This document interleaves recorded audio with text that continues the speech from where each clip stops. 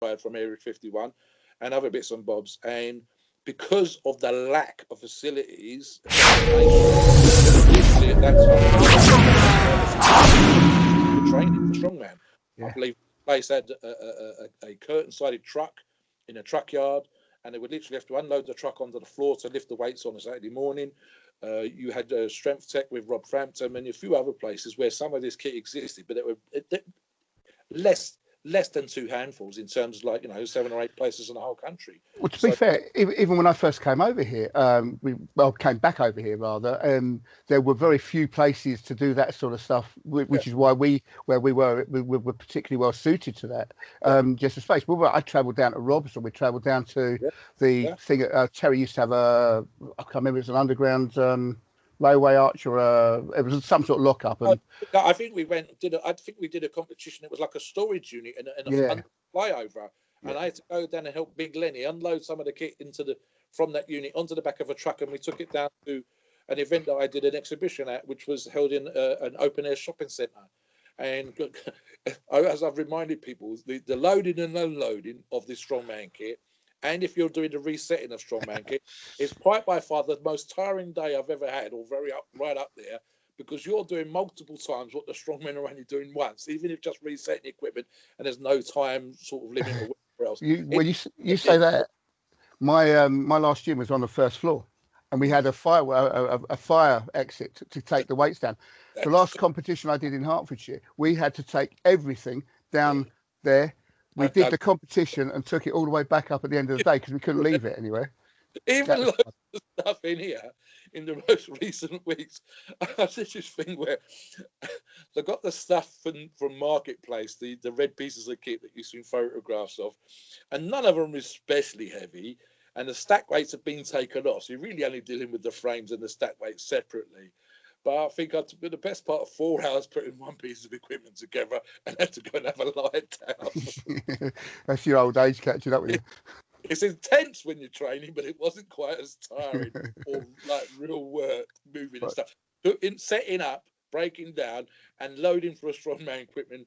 I did one at White Cliffs, Dover, Mike and I Terry Hollis, funnily enough, ended up helping me dragging a sled back into position. And I was so tired. I think I've done this 17 times.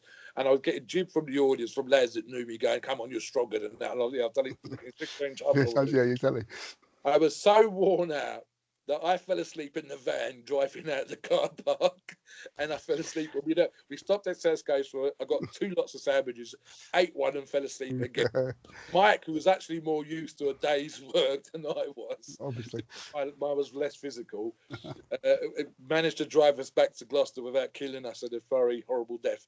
So yeah, I quite by far harder actual work, loading, unloading, dismantling, moving the stuff around, than actually just lifting in a gym and doing the full weights and whatever. But again, incredible fun, great memories, and enjoyed it, as hard and horrible as it was at the time I lived, and had a good meal afterwards. I survived. Well, and I expect now. You mentioned a few big names in the sport anyway. Even, I mean, a lot of people may not know Nick McKinless, but obviously Nick from the stunt profession was under 105s lifter, still prolific in grip training.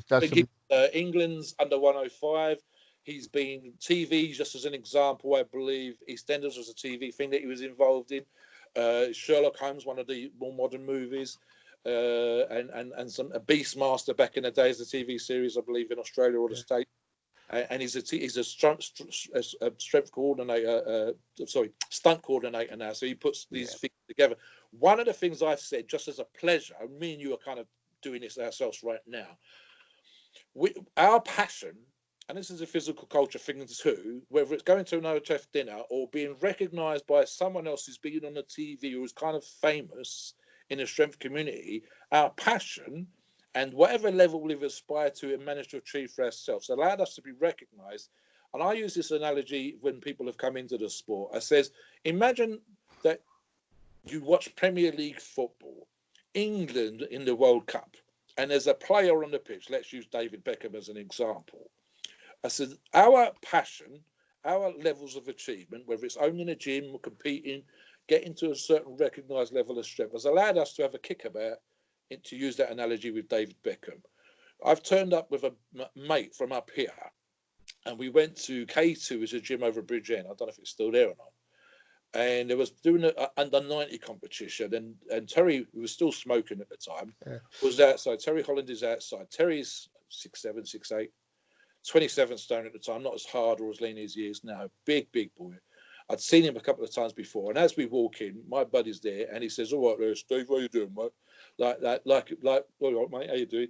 Like it was nothing. So it was the recognition for the levels that we got to. These guys have done UKs, these guys have done worlds, but he's a world-class grip bloke. I know what he can do. He can do stuff I can't do, or he can do stuff that I could do, and I outweigh him by like 8 stone, 9 stone, was at the time. And that was the other thing as well. The recognition was one thing. The other thing was, so you walk around thinking, I'm quite big, 6'3". Let's say that I was 20 stone at the time, whatever. I'm bigger than that now.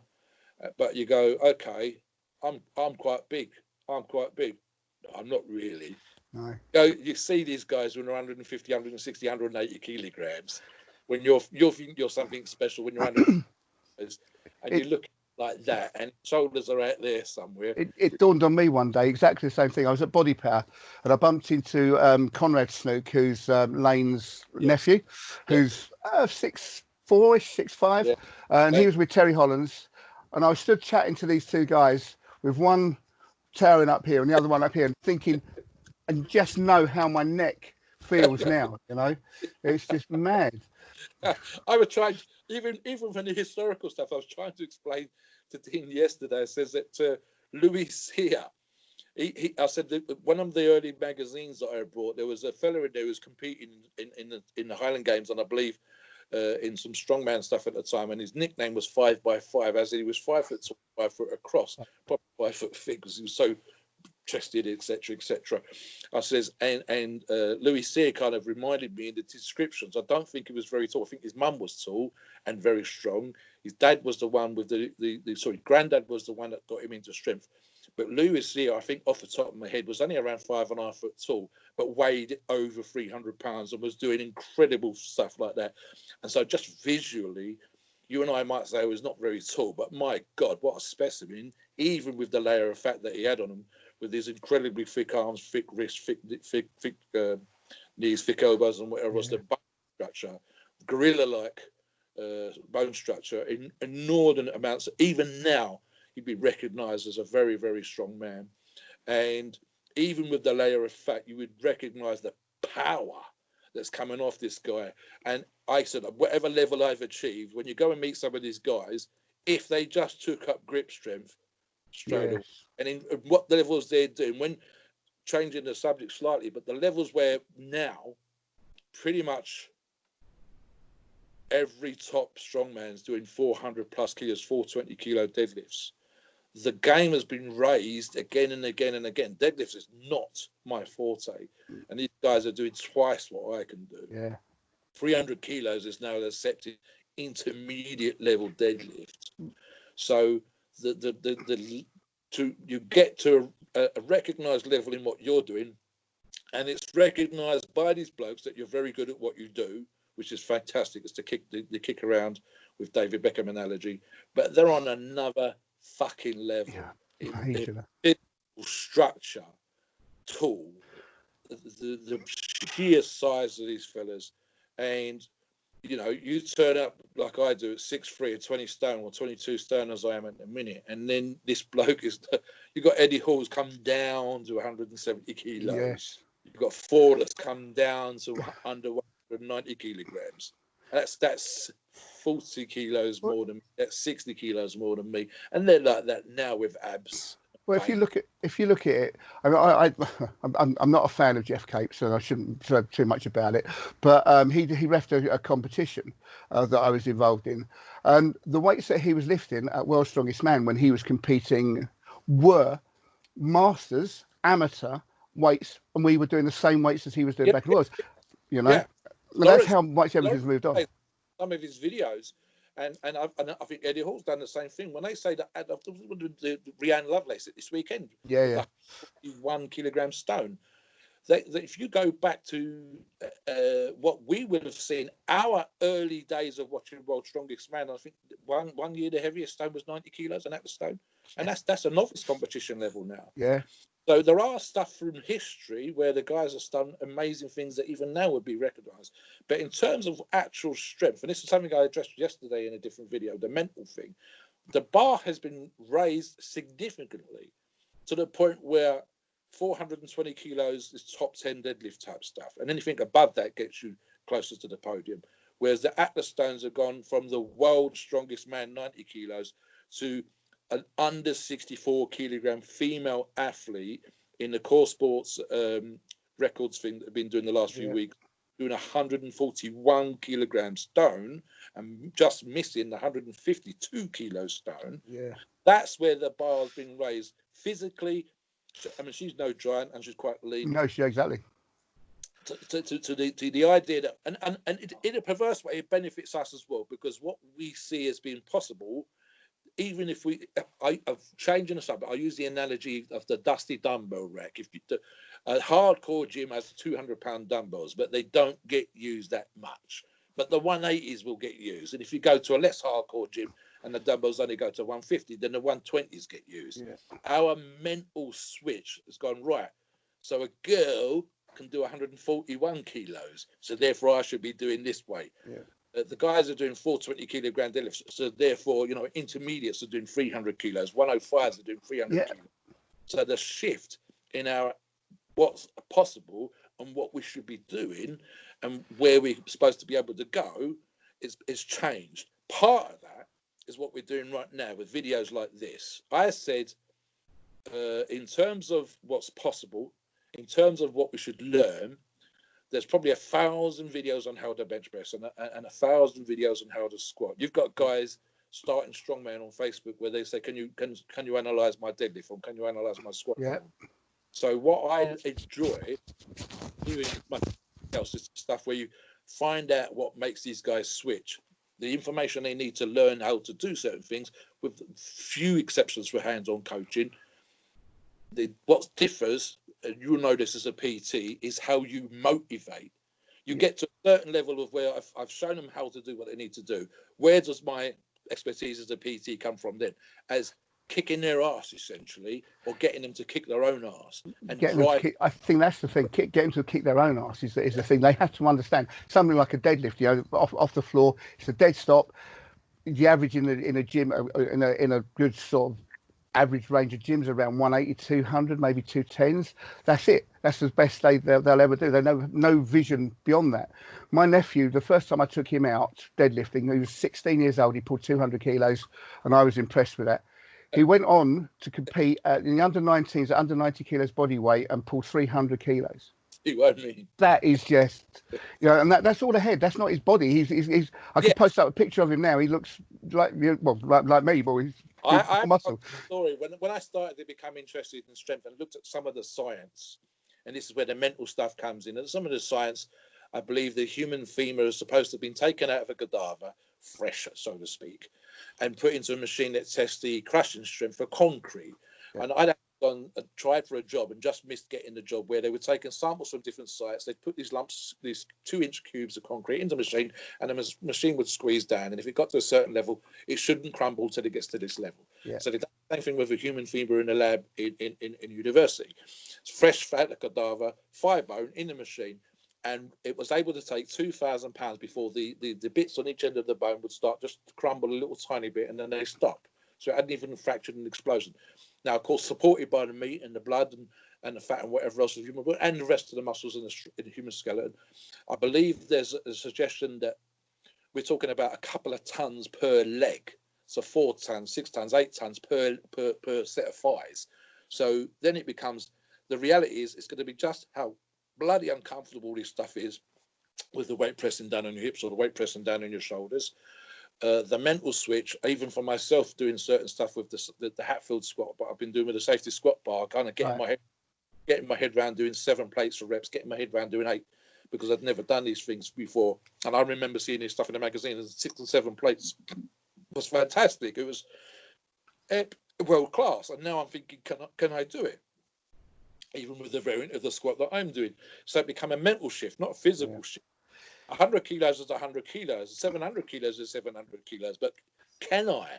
Is it possible? And then when we, as you said, we start to see these athletes starting to do these kind of things and they're saying it's possible, then the rest of us, everybody game goes up, to the point where, it used to be, I've got books here from the 1950s, and a mark in the sand for what was achievable by an average fella who trained for a few years was that you should aspire to, and even Braun with McRoberts' books, a 400-pound squat, a 500-pound deadlift, and a 300-pound bench, and maybe 200 pounds overhead on an average size frame that had to put a few years training in. These were achievable numbers, and you'd be recognised as being a strong man compared to the guy in the street, which you still would be now. Yes. But you wouldn't be recognised as a strong man compared to the freak. No, exactly. And that's the thing. I mean, do you remember the old back squat that you used to do on the machines that you see very impressive looking lift? But can you imagine Eddie Hall getting underneath that now and just seeing the amount of sheer weight? I mean, I've seen him on a leg press pushing huge weights, but the back. Then he said you passed out with 1,000 kilos. Yeah. Doing breathing. My best ever was 850 kilograms with 3 reps, and it was absolutely bloody awful. It's not a good one. The squat that you're on about, we've actually got one of those power squat type machines down at Powerhouse, and my best is 460. I believe Eddie's done something stupid like 600 or 700. And again, it was one of those, how much weight can I get on the machine? How many reps can I do? Eddie's feet would probably be that much more impressive because he was just using those silly little straps under his patella bone. Half the time he wasn't using a bloody belt, and even if he weighed 420 pounds, it was just it's just crazy. I've seen photographs and videos of guys doing 1,000 pound plus on those machines. But my own effort is 460 kilos, 1,000 pound plus. Yeah. But you're getting to the point where if the pads aren't thick enough, the pain on your shoulders is crazy, and you try not to pop a vertebrae, and you try not to poo yourself a little bit, and all that kind of stuff. I mean, Eddie quite crudely said that some of his deadlifting sessions, working up to the 500 kilo deadlifts, were only good if there was a nugget in his pants. Like, you are doing crazy stuff. And again, at that level, this is something, changing the subject slightly again.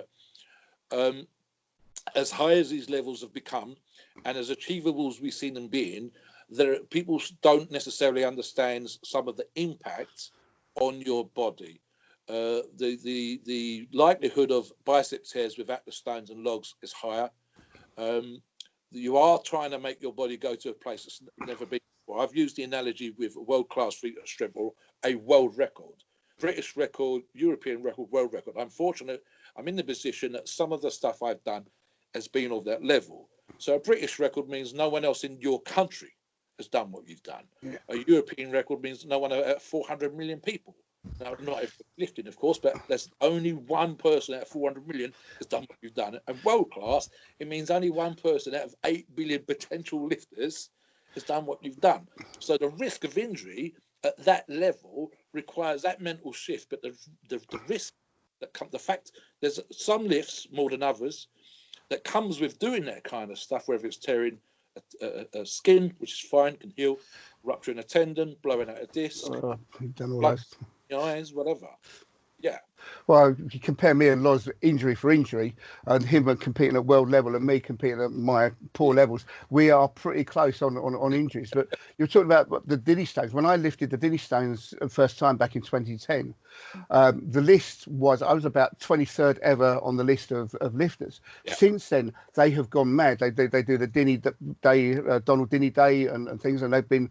I think at the last one of those, there were 20 odd lifters that lifted it. So all of a sudden, my being great and then being in the top 20 people have lifted it is now I'm in the top 60 or 80 of it. But I mean, at least I'm still back in 2010 marked as it. You know, it's just gone mad.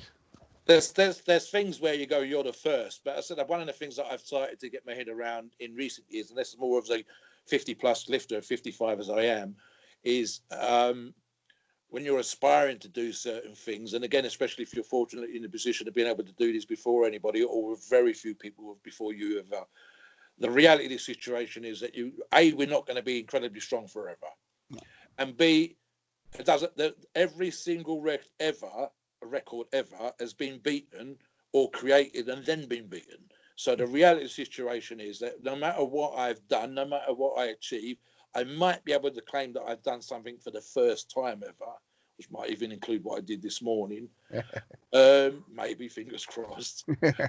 Equally, that would probably be the greater claim to fame, because at some point, some big bugger will come along, even for that matter, male or female, and know that what you did being the first was great, but now a woman's done it, or someone lighter than you's done it, someone younger than you, someone older than you's done it, whatever. And so records are meant to be beaten, records will be beaten. So you get that little mental shift there. The other thing, which is kind of cool, is if I've done events, especially when I was younger and first started competing, it was always a little bit annoying, little bit for the ego. So if your ego knocked a tiny bit by someone coming along and better than you, then it kind of got, hang on, you've done something that's world class that no one else has ever done. This bloke's just come along and beat you. Then there's only 2 of you in the world that have ever done this. He's in the room. He's your mate. And so you would actually kind of start cheering for him. Oh my God, that's amazing! Because what I've done was amazing. What you're doing is more amazing. And because you've got a passion for lifting, it doesn't completely. He's not your enemy. You're not going to have him take that shot behind your ear hole. You want to see, just as a fan of strength, someone with a passion for the iron game, a physical culturist. You want to see someone else do something amazing. It's slightly annoying when it's what you've just done. It is. Nevertheless, if it's something that's never been done before and you've done it, and that bloke comes along and raises a butt, wow, oh my God. Do you remember the video of the video of Arnold Schwarzenegger cheering Eddie Hall on, and how excited Arnie was when Eddie got the lift? You know, it's that. Those people have talked about the Arnold Australia and a couple of events to do the Eddie Hall one, which is one specifically what you're on about, and Arnold comes over and he's got the fist going. And I was telling someone a story the other day, and I think it was the Dean video that I did last week, and there was, I believe it was one of the German bodybuilders, whose name escapes me now, and did them, and he kind of got an inch dumbbell onto his thigh, but he hadn't used the other hand, and the rule said you could get it up your body, but you couldn't use the free hand. And at some point, Arnold's happened to come as this was happening, and shouted something like, "If you get it up, I give you $1,000. He got kind of carried away offering this fella the best part of 850 quid. Come on, unbelievable! It's $1,000. You know, really excited because we know that he'd come from weightlifting. We know that he came from stuff. We know that he could be in the strength stuff before he became a bodybuilder. He was on his little journey becoming an actor and a politician and an amazing bodybuilder and whatever else. And he kind of, the juices suddenly got going in Arnold. It's amazing, you know. And so with the Eddie Hall thing, was 462.5 kilograms, I think it was. Yeah. You know, he's pumping his fist. Come on, Eddie, come on! And of course, that was made more special by the fact that Eddie Arnold was his idol. You know, poster up on the bedroom wall kind of stuff. And so you've not only are you doing something that's never been done before, which is a world record. You've got Arnold Schwarzenegger cheering you on, to the point where it's like, you know, Rambo or some movie star saying that you have to do this. And then, of course, in Eddie, I think Eddie's touched on this since, where they're now talking about doing an Arnold UK competition. So I'm now Arnold's business partner. I would love that. Can't get his head. You can almost gleeful excitement that his hero has cheered him on to do a lift. I think that was the other thing that came with that part of that deadlift story, was that Colin Bryce they wanted Arnold to be there, and so the previous lift had been 20 minutes before. Right. Warmed up, they'd gone out, they'd done their openers, they'd done their first, second, whatever lift. I think it was 3 or 4 attempts. The last attempt, he had to wait 17, 18, 19, 20 minutes for Arnold to arrive with his entourage to then have him break the record in front of Arnold Schwarzenegger. He tried a previous weight and nearly got it before. It might have been the one where the weight had come out of his hands because he was chatting away to the interviewer at one of the competitions in Europe, in Leeds, and then did the record in front of his idol, but with a 17 or 20-minute break between attempts. So just to get it, And I'm not physically prepared for it, but the adrenaline rush, the thought of doing it in front of the boss, and the thought of everyone chatting, what a buzz, what sort of it's like Arnold's me bench pressing in Powerhouse, or here and having Arnold, come on, Stephen, do my reps. Exactly. So, I mean, that's what I was saying earlier on with the David Beckham analogy. This thing where we get to, in Eddie's case or our case or whatever else, we get to be recognised by these absolute freaks of nature, these behemoths of strength, doing the stuff they do, and they know who you are, they know what you've done, and you can. I've had the pleasure on more than one occasion of actually having a workout or even just a couple of sets with these guys, or having someone spot me. Well, you're talking about Colin Bryce. I actually competed against him last year in a Highland Games competition. He was there competing. Level of strength himself, yeah. And of course, he was an Olympian back in the day. Yeah, good. He won the competition that I was competing against him in, and he hadn't done a Highland Games for a year or two before that. So quite a while. One of the interviews I kind of enjoyed, changing the subject slightly, but funny enough, it was just more on the business aspect of strength and whatever else, is he did a 35, 40-minute interview a few months back with another Olympian from Sled, or something like that, one of his black mates. And the long and the short of the conversation, they'd both been there when Eddie had done a 500-kilo deadlift. But his mate asked the right question. He said, what was it like for you? He says, it's quite by far, his mate, it's quite by far the greatest feat of strength I've ever seen in my life, even with Thor coming up with a 501, because it had never been done before, because he'd raised the bar by 35 kilos. And Colin said, while I did get excited at the time, I didn't want him to do it. And he says, well, why not? He says, business.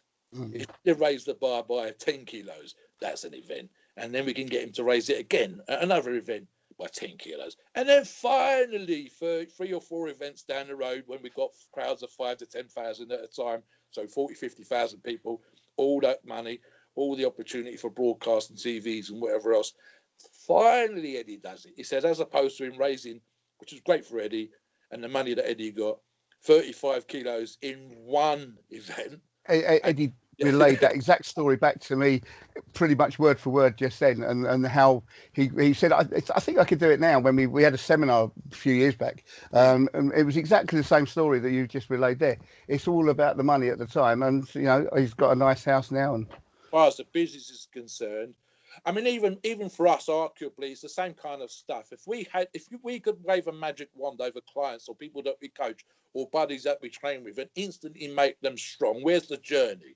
That's just that part of it. Yeah. Where's the experience? Where's the joy that you and I have addressed throughout this conversation, where we say, how much fun is it training with these guys? How great is it that we've got to this level? How nice is it that we can compete with these fellas? That's amazing. And that's part of the pleasure of what we do.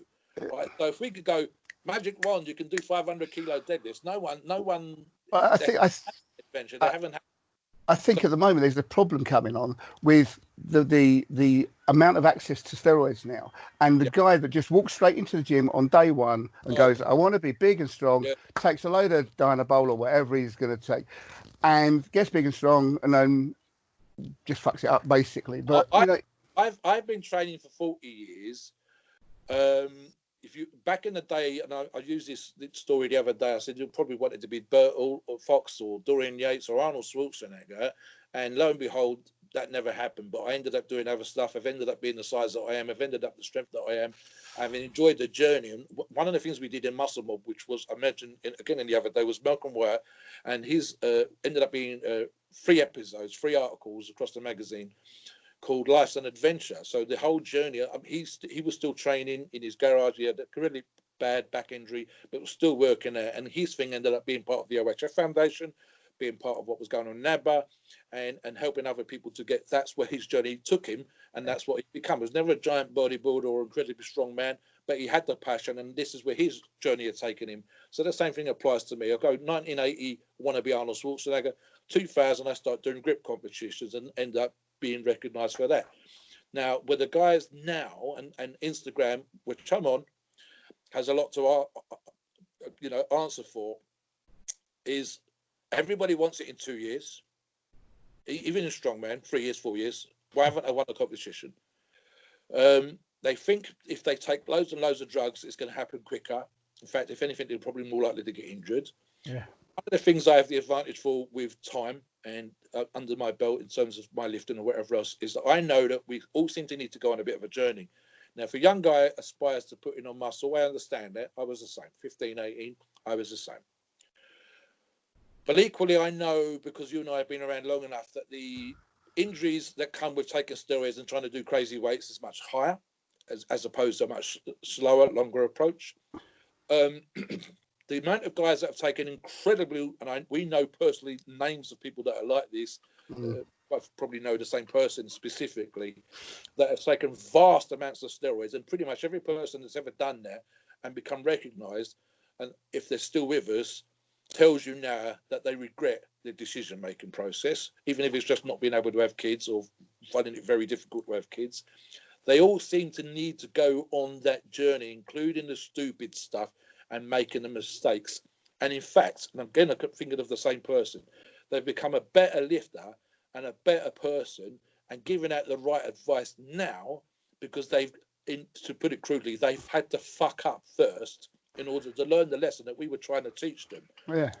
Whether it's guys having heart attacks, whether it's guys tearing biceps or having pec tears, whether it's guys affecting their abilities to their fertility and having kids, whether it's guys realising that 5 grams a week is incredibly stupid. It's a shame. The problem is, as you and I would say, from the guys that come to the gym, and I've had the same conversation when they've literally been in the gym a few weeks. I remember specifically a conversation that happened in Gym Nation many, many years ago, back in 2006, and we were both on the running machine. I was walking fast as a warm-up to do legs, and the guy me, I was plodding along, and he says, "Can I ask you a question?" I says, "Fine." He says, "What do you know about a particular drug?" And I said, "Can I ask you a question before you answer?" He goes, "How long have you been training?" He said, 6 weeks. And I was like, don't swear. The error of his ways, and maybe he wants to wait at least a couple of years before he considers drugs, because 6 weeks. I've seen guys come to the local gym that had just put 3 mil of God knows what into their thigh, and they're training like maniacs, and then we never saw them come back to the gym again. It's not a magic wand. It really isn't a magic wand. It's not kind of not going to instantly make incredibly strong. And believe you and me, and you know this yourself from the genetics, every single seriously big, seriously strong man that you and I know was a big, and I'll be crude, motherfucker to begin with, or a big, strong motherfucker to begin with. And then they added in a little bit of anabolics and a little bit of whatever. They were big bastards. They were brick shit asses before they started. Yeah. I've only become a brick shit ass for a very long journey. These guys were brick shit ass when they come out of school. Yeah. 10-inch wrist. You don't get 10-inch wrist with drugs. You don't get, you don't have those 20-inch necks. It just doesn't work like that. Well, actually, I managed mine without anything, but yeah, it's taken a lot of work to get my 20-inch neck that stops me stop breathing and everything now. Eddie Hall's a good example, right? Eddie's actually one of the shorter, big, strong men back when he was at 6'2.5", 6'3" on a good day, as Eddie says. He was a world-class, British standard and a potential Olympian standard swimmer. Yeah. Sprint specifically, 100 meters, 50 meters. Photographs of him with a six-pack and a bodybuilder's beginning of a bodybuilder's physique as he left swimming and started into strongman. That's 16. Around age 18, and I believe he was I believe he had the shortest journey in terms of the number of competitions that he did between novice strongman and world strongest man. I think it was something crazy like 27 competitions between starting and finishing, including. To be honest with you, I think also because he had such a short journey in his very early stages of going to Worlds, it showed in his lack of general knowledge on it. He was passionate and he went off and studied every time he did a competition. He'd come back and study and go, well, this guy does this and I'm going to do exactly that, and learn his way. But a lot of the guys. One of the reasons why maybe some people, and I'm probably one of them, recognises his 500 kilo deadlift as better than Thor's is because he raised the bar that much more. Thor raised it by 1, he'd raised it by 35. Yeah. The other thing was he kind of forced himself to get to the 420 pounds body weight that he was wearing and he walks around at now. So it's probably a healthier body weight now. He was the one with the chamber in the garden that he was going into this chamber for 2 hours when the family had all gone to sleep, 11:30 at night to 1:30 in the morning. The recovery. He was which he built himself. He was the one that was doing 4 hours of recovery. He was the one training with the least amount of equipment possible. And essentially, I think it was one of the parts of the conversation, and one of his videos was to do with the food stuff. And the gist of the conversation, his wife was there, was having a back and forth, and essentially said at some point, when he was doing 10 or 11,000 calories a day, she was having to put food in his mouth. physically like a baby. Come on, Eddie, one more bite. You know you got to, sort of thing. And if you want to do this, if you want to win the Worlds this year, if you're going to fulfil your promise never to compete again at that kind of level, eat this now. Yeah. I'm full up. Eat it. Yeah, don't worry. I know how you feel. Won't win. So yeah, I mean stuff like that.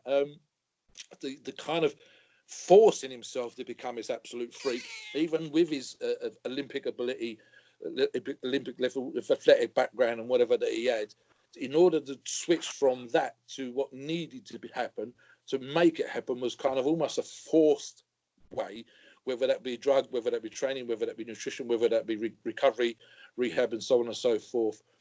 And again, one of his more recent videos was the background to the last time he competed in strongman, and how much pain and discomfort he was in on the day, and how much medication he was taking, pain relief, and how much massages he was getting backstage, and how when he was actually lifting, his brain was switched off, so to speak, so he could get through the pain and do what needed to be done to win the competition, and how close it was between him and the other fella. But it was literally his desire to win that overcame the pain and whatever else. And it's more revealing than just having a TV show where he comes out and lift weights and you don't know what's going on. No. So it's that kind of mindset and that recognition of what had to happen, what needed to happen, the journey that needed to take place. This is where the guys that think they can be a steroid freak, strongman, bodybuilder, whatever else, really, that's not going to happen in 2 years, mate. It's just not. No. You will get injured. The cost of the food alone will far outstretch the cost of the steroids. Have you got any idea how expensive it is? Have you got any idea how hard this is? I will touch on, just for myself and for my own specific experience, that when I was at my absolute best and when I was competing on a regular basis in grip stuff, I would deliberately overtrain in the last 2 weeks. And I think I used this again with Dean the other day. So there was 14 days to go. 10 days would be 2 sessions a day. And you're getting very, very close to your peak of strength. So you're also impacting your central nervous system and your ability to recover. And I would deliberately overtrain. And I felt like a beaten up old man 10 to 14 days out. And I'm doing every day. Oh, my God. Just get through it, Steve. You can go and have a lay down. You can go and get a massage. 4 days out, I would stop training. And those 4 days, there's 96 hours of recovery. By the end, I'm ready to go. I really want to get to the gym. I want to go compete. I want to smash the stuff. I want to do what I've aimed for, what I've worked for. But those preceding 10 days were horrendous. Dragging your ass right, especially if you were working at the same time, doing other things that need to be done, even if it's just going to the shops and getting your food. You don't want to eat. You don't want to train. You're dying on your ass. You want to sleep all the time. It's like you've been run over by a truck, but you want to be more prepared than the next fella to do what needs to be done and whatever else. Is that our time up? Is that? Well, I'm just about to say it's probably about time. We're on about 1 hour 10. Can we do this again sometime? Because this is getting really interesting. I'm quite enjoying this. Get some feedback, get some Q&As, and yeah, let's do it again. That'd be lovely. I look forward to it. We're broadening into maybe the grip stuff a little bit more and look at some techniques and stuff. Maybe show someone how to bend a nail or something. Well, very quickly then, what could be addressed in some of the stuff? I'm quite analytical in my approach to where my weaknesses were, where my strengths were, and putting in the time to get to a certain level with both all those aspects included. And if we can address that next time, that'd be awesome. Yeah. Let's do that. Lovely. Thanks a lot, Steve. I'll speak to you soon. Cheers now. Bye now.